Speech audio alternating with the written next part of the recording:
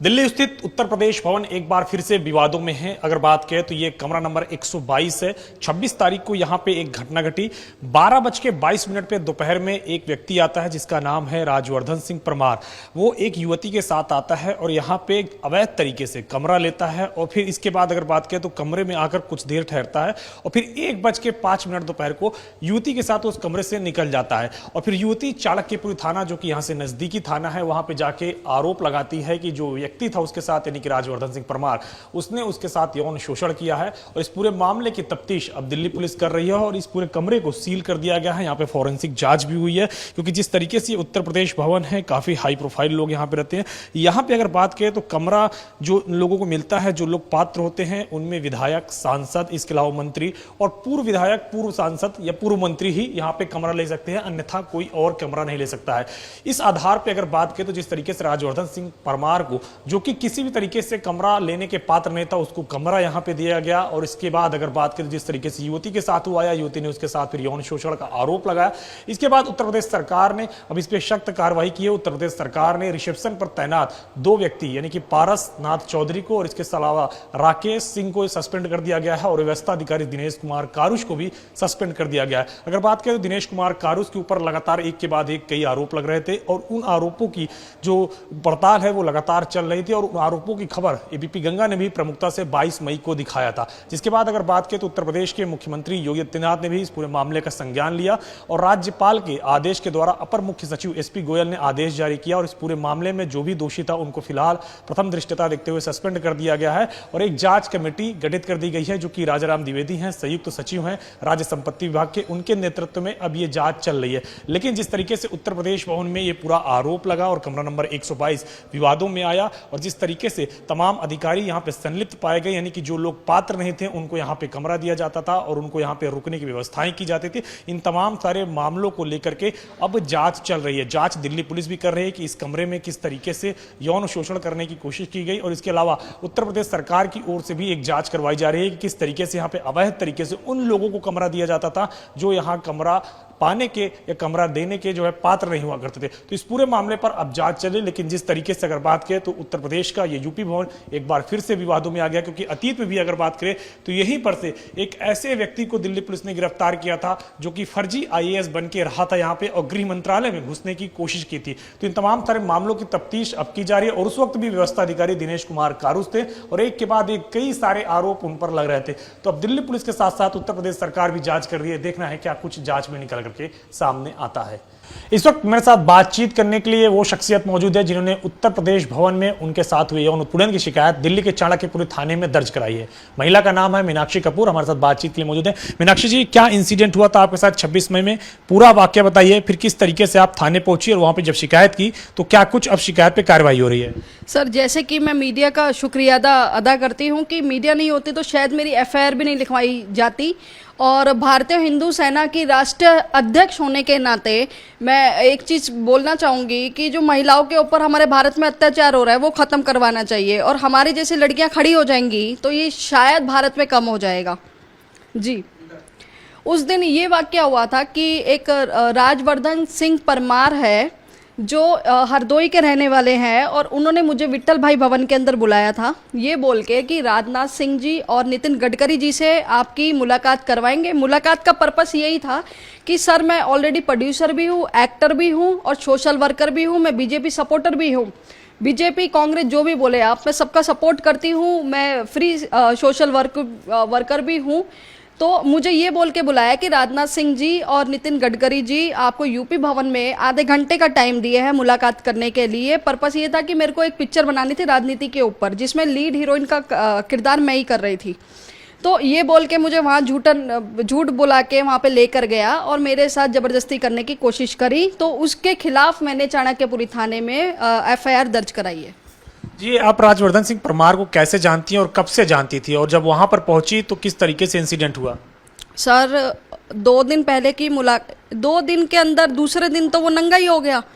पहले दिन मुलाकात के अंदर तो वो ऐसे दिखा रहा था कि पहली बात तो वो मेरा फ़ैन था, वो मुझे फॉलो कर रहा है और अपने एरिया के अंदर वो शोर मचा के ऐसे दिखा रहा था कि मीनाक्षी कपूर जी साथ में है, साउथ की हीरोइन मुंबई से आई है मेरे से हेल्प मांगने के लिए।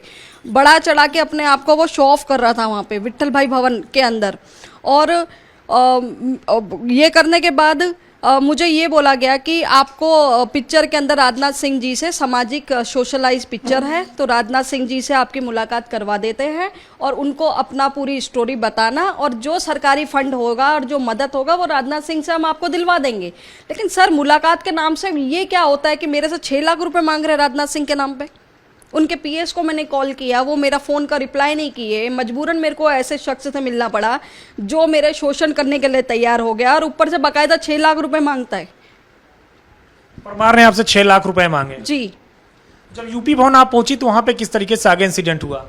सर, मेरे को ये बोला कि नितिन गडकरी और राजनाथ सिंह जी आपका वेट कर रहे हैं यूपी भवन। जैसे कि आप जानते ही है कि एक सरकारी भवन है, वहाँ पे कोई बदतमीजी और ये सब चीज़ें हो नहीं सकती है। मैं बेखौफ होकर यूपी भवन में गई। उसके साथ एक प्रोटोकॉल का बंदा था और एक ड्राइवर था। ऊपर रूम के अंदर जाते हैं और उसको बाहर खड़ा होने के लिए बोलता है, अंदर भी नहीं बैठा था प्रोटोकॉल वाले को। बाहर खड़ा होने के बाद उसको बोलता तुम नीचे ही चले जाओ, ऐसा बोल के मेरे को अंदर चेयर पे बिठाता, बोलता लस्सी आ रही है, लस्सी पीजिए, जब तक सर आ रहे हैं आपसे मिलने के लिए, आपकी जो भी पिक्चर की स्टोरी है वो सुनेंगे बैठ के। ना कोई सर आया ना कुछ आया। ये बंदा अंदर से कुंडी लगाता है और बाथरूम गेट से बगल में ही था और 2 मिनट में अपने कपड़े खोल देता है। कपड़े खोलने के बाद मुझे ये बोलता है कि मेरे साथ ये सब कर, मैं कैमरे पे नहीं बोलना चाहूँगी। तो मेरे को इतना अजीब लगा कि कल तो ये मेरा फ़ैन था, एक दिन की मुलाकात में नंगा हो गया मेरे सामने। तो सोचो कि ये कौन सा जो इन्होंने समाज सेवा का बना रखा है, वो कौन सा क्या है जो नंगा इतनी जल्दी हो सकता है। हमने तो पहली बार ऐसा बंदा देखा जो नंगा इतनी जल्दी हो जाता है। उसके बाद बोलता है कि मेरे साथ शारीरिक ये कर वो कर। जब मैंने इसके लिए आपत्ति करे, मैंने इसका विरोध किया तो उसने मेरा हाथ मोड़ा। मोड़ने के बाद जब मैं भागने लग गई वहाँ से, तो मेरे को बोलता है कि जितनी तू ऊपर चढ़ रही है ना आज की डेट में, जितनी तू तमिल तेलुगु पिक्चर कर रही है, तेरे को 2 मिनट में 0 कर दूंगा। तो मैं कहीं ना कहीं डर गई थी कि प्रोटोकॉल वाला बंदा है, जिस तरीके से उसने मुझे दिखाया प्रोटोकॉल वाला बंदा है। और सर, मैं अकेली हूँ, मेरे पेरेंट्स हैं नहीं, तो मुझे कहीं ना कहीं अपनी भी फैमिली को सेव करके चलना पड़ता है। ले दे के मेरी एक ही सिस्टर है जो अभी अपना सेटल है।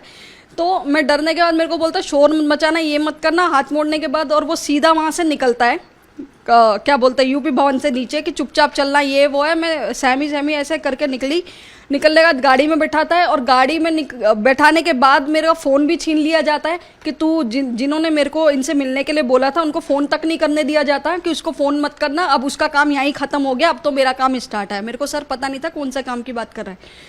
बैठाने के बाद सर मेरे को एक इवेंट में लेके जाता है, वो है नशा मुक्ति इवेंट करके, दिल्ली में कहीं हो रहा था। दिल्ली की मेरे को इतनी जानकारी एरिया की है नहीं क्योंकि मैं मुंबई बेस्ड हूँ।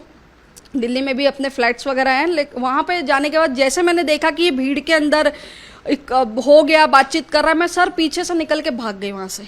और मैंने चाणक्यपुरी थाने में इसकी कंप्लेंट उसी दिन ही दौरान मैंने कंप्लेंट दर्ज कराई। जो आज वो बंदा झूठ बोल रहा है कि अगले दिन कंप्लेंट कराई थी, सर ऐसा है ही नहीं। मैं 2 दिन चाणक्यपुरी थाने में रही हूँ, सोई हूँ, मेरी रिपोर्ट नहीं ली जा रही थी, मैं वहाँ ही रही। मेरी इतनी तबीयत खराब हो रही थी, पीरियड्स भी आ रहे थे, मेरे कपड़े खराब हो गए, लेकिन मैं वहाँ से हिली नहीं बिना रिपोर्ट कराए। और वो बंदा जो बोलता है परमार की, इसने अगले दिन रिपोर्ट कराई है। आप जाके चाणक्यपुरी थाने में चेक कीजिए। तो पुलिस का किस तरीके से आपके साथ रवैया रहा है? पुलिस ने कंप्लेन क्या दर्ज की, उसके बाद फिर किस तरीके से बयान लिए, क्या कुछ कहा पुलिस ने आपसे? सर, हाथ जोड़ती हूँ चाणक्यपुरी थाने की पुलिस को कि लड़कियों की सपोर्ट करनी है ना तो डबल पार्शलिटी मत खेलिए। लड़की की सपोर्ट करनी है तो डायरेक्ट कीजिए, जैसे मैं आपसे डायरेक्ट बात कर रही हूँ। मेरी कोई सपोर्ट नहीं की है सर उन लोगों ने। 2 दिन तक मुझे पुलिस स्टेशन बैठा के रखा, मेरे को पीरियड्स आ रहे थे, मेरे कपड़े गंदे हो चुके थे, मेरी रिपोर्ट यहाँ तक कि रिपोर्ट का कॉपी तक दी नहीं जा रही थी। इन्वेस्टिगेशन के नाम पे मुझे इतना टॉर्चर किया गया, बैठा के रखा गया, मैं बेहोश होने लग गई, मैं वॉमिटिंग करने लग गई। तब जाके मैंने बोला सर मैडम मेरे को जाने दो। सब इंस्पेक्टर कोई खुशबू या कुछ ऐसा करके नाम है, जो मुझे डंडा दिखा रही थी कल भी जब मैं गई उनके वहाँ पे, कि मैडम जो कार्रवाई की जगह आपको दिखानी है अब इन्वेस्टिगेशन कर लीजिए, मैं आई हूँ। मेरे को डंडा दिखा रही थी कि आज तो मैं इसको कूटूंगी। मतलब मेरे साथ इस तरीके का व्यवहार किया गया कि लड़की रिपोर्ट वापस ले ले। तो पुलिस मेरे को लगता है वो पैसा खा चुकी है। लेकिन परमार के बयान निकल के सामने आ रहे हैं, वो कह रहे हैं कि आप दोनों एक दूसरे को पहले जानते थे, आप उनको ब्लैकमेल कर रही हैं और ऐसा कुछ भी इंसिडेंट नहीं हुआ। सर ब्लैकमेल की जहाँ तक बात है ना, तो आप पहले मेरा ब्यौरा पता कीजिए कि मेरे फैन फॉलोइंग कितने हैं, और मैं भगवान का शुक्र है कि मेरे पास कितने फ्लैट है और मैं कितने पैसे वाली हूँ, और मैंने खुद की पिक्चर बना चुकी हूँ। मैं क्यों ब्लैकमेल करूंगी? चलो आपकी एक बात पे बात करती हूँ। ब्लैकमेल कर रही थी, ऐसा कौन सा काम किया जो लड़की ब्लैकमेल करेगी? उसको बोलो इस सवाल का जवाब दे दे।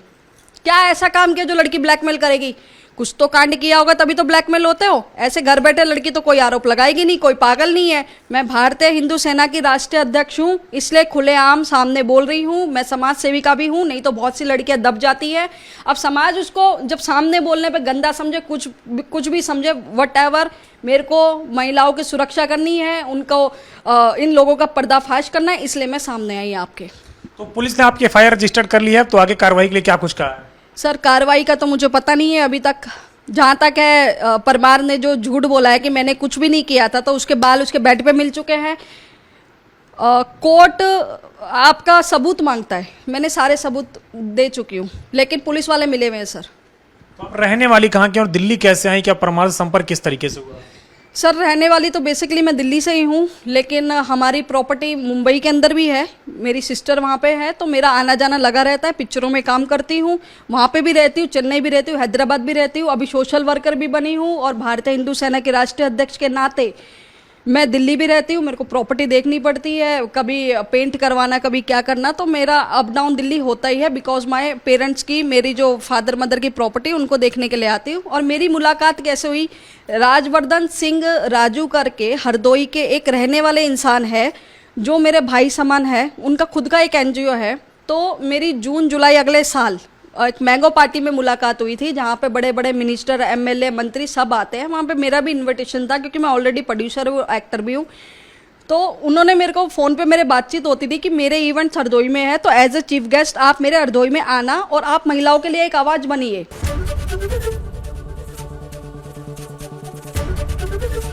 एबीपी गंगा, खबर आपकी, जुबान आपकी।